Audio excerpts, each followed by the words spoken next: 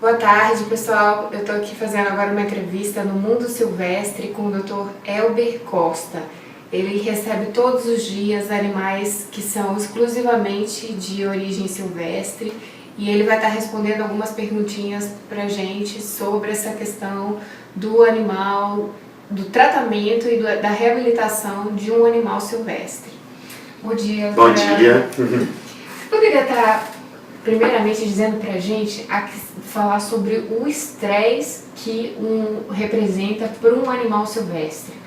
Porque quando a gente diz estresse de um ser humano é uma coisa e o estresse para um animal silvestre, como é que isso acontece e os problemas que podem advir disso? Bom, o estresse ele é uma reação fisiológica não só dos seres humanos, como também de todos os animais. Então o estresse ele prepara o animal para uma situação de luta ou fuga. Normalmente isso é bom, né? Permite que o animal se defenda de predadores, né? Ou então permite até o próprio predador atacar a sua presa. Agora, em situações crônicas onde o estresse é permanente, ele começa a ter ações deletérias no organismo do animal. A primeira delas está associada à queda de imunidade. O animal que é um estressado crônico, ele é imunossuprimido naturalmente devido à produção de anti-inflamatórios endógenos, que a situação de estresse leva isso a acontecer.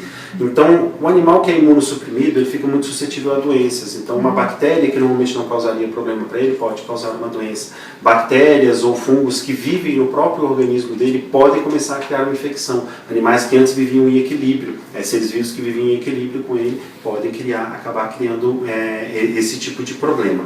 Outra situação muito comum em animais estressados são situações de automutilação.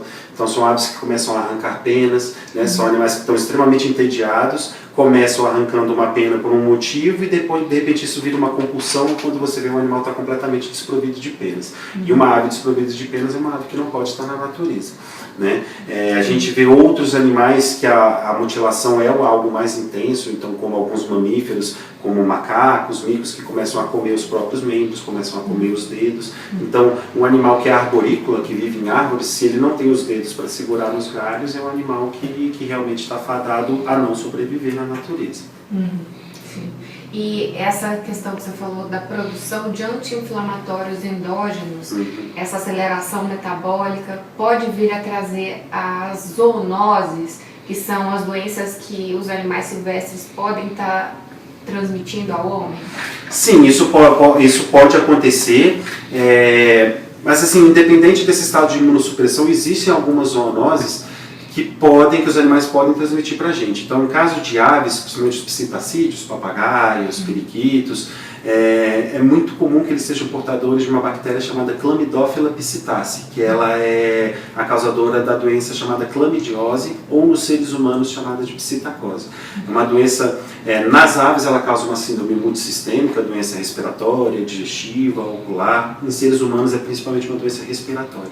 Então, se a gente adquire uma ave do tráfico, não tem exames dessa ave, exames de sanidade, e de repente você põe essa ave junto do convívio de um ser humano, principalmente crianças e idosos que já têm imunidade um pouco mais baixa, pode desenvolver uma clamidiose e ela pode ser fatal.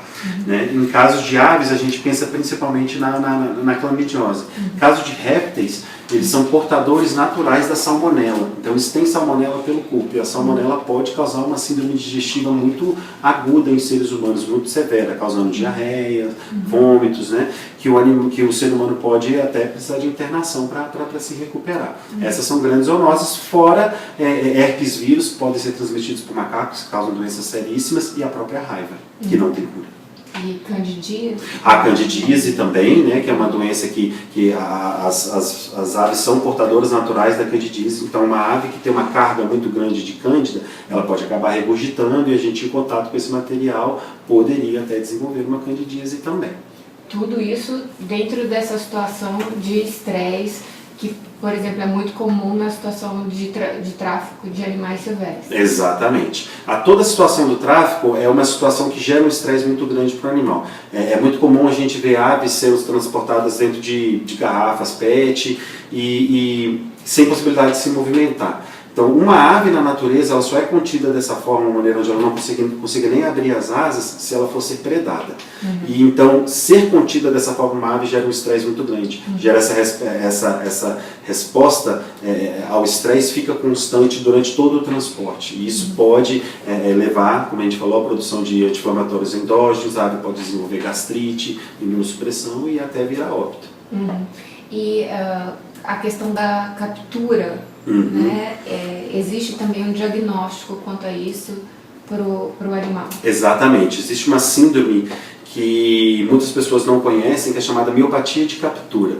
A miopatia da captura são alterações bioquímicas que acontecem no organismo do animal quando ele passa por um processo de transporte ou um processo de captura. Se for muito difícil pegar esse animal, ele se debate muito, ele foge muito, ele faz um exercício físico muito intenso antes de ser contido para o transporte. E isso pode gerar reações bioquímicas no organismo que não naquele momento imediato, mas às vezes 2 dias, 3 dias, às vezes 1 semana depois do momento da captura, o animal pode virar óbito. Né? Por falência renal, ele pode ter mioglobinuria, que significa você eliminar proteína do músculo na urina, que isso é algo extremamente grave, senão que o músculo foi extremamente exigido durante esse processo de captura. É uma síndrome, e é uma síndrome que ela tem tratamento, mas normalmente os animais acabam vindo a óbito por conta dela. Não é à toa que apenas um animal a cada 10 consegue chegar até o destinatário. Exatamente. Esse é um animal realmente muito forte, que a gente até se questiona como que conseguiu sobreviver a todas essas condições que o tráfico impõe. Realmente é uma surpresa que um animal consiga sobreviver. Na verdade, a gente esperaria que nenhum sobrevivesse.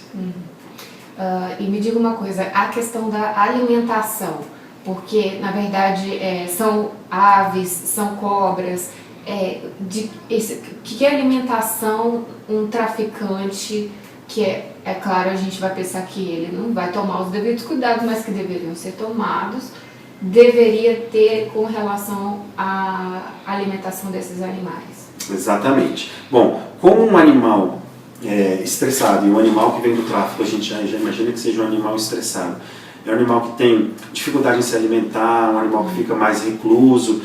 Os traficantes, a tendência é que eles utilizem os animais... Recluso, confinado. Confinado, exatamente.